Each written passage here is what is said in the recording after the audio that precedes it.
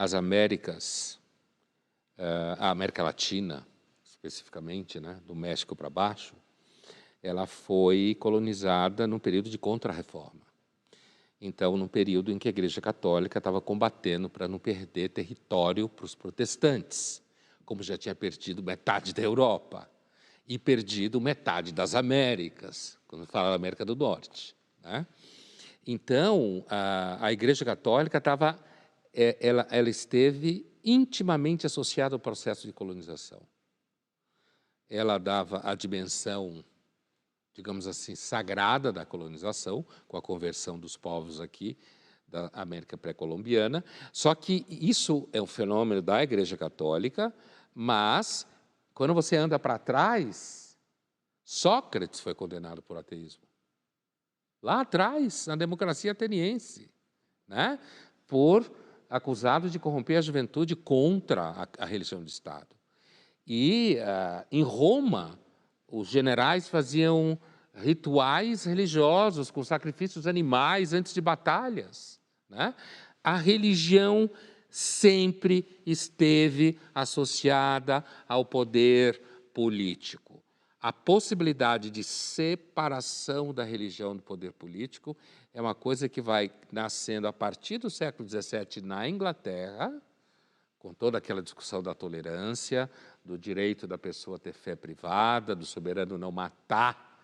Aliás, aquilo que você me perguntou no ping-pong, quer dizer, a ideia de que o Estado deve ser completamente indiferente a todas as religiões. Porque só assim ele garante a liberdade de prática de todas as religiões.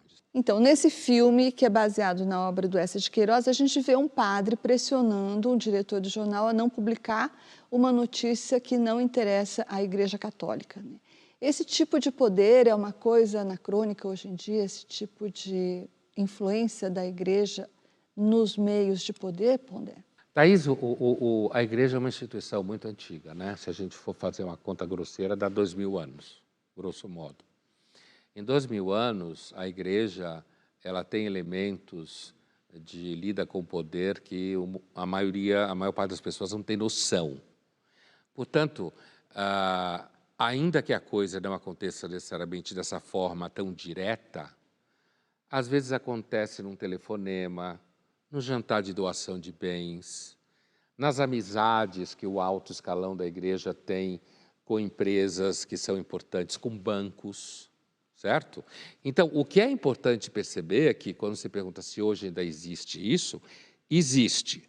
O que não existe hoje, pelo menos até agora, são exércitos combaterem ao lado do Papa, contra grupos protestantes ou vice-versa. Não, a sociedade hoje é muito mais sofisticada que isso. Então, você tem pressão nos acionistas, você tem pressão na máquina dos vereadores, dos deputados, Nas você tem grupos de eleições. interesse nas eleições, isso é um caso à parte, totalmente, mas fundamental nas eleições, na medida em que fiéis votam e são numericamente significativos, certo?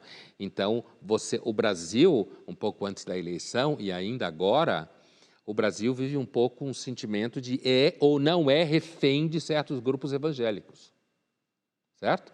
O que parte do Brasil percebeu nas últimas eleições de 22 é que o país teme vir a ser refém das comunidades evangélicas, que não são todas iguais, mas que têm grupos muito fortes vinculados a grupos políticos, né? Então, ainda que exista o Estado secular, o Estado laico, que é justamente o Estado indiferente às religiões, né? E a sociedade secular, que é uma sociedade em que a religião é vista como parte da vida privada e não da vida institucional pública, ainda assim é muito difícil separar uma coisa da outra. Por quê? Porque a mistura está na cabeça das pessoas. Quando alguém fala que, por exemplo, o Brasil é um país cristão, ela está misturando religião com política. O Brasil não é um país cristão. O Estado brasileiro é secular. Ele é um país de cristãos, judeus, muçulmanos, seguidores do candomblé, budistas, não é um país cristão. Não é uma questão de voto para saber se o país é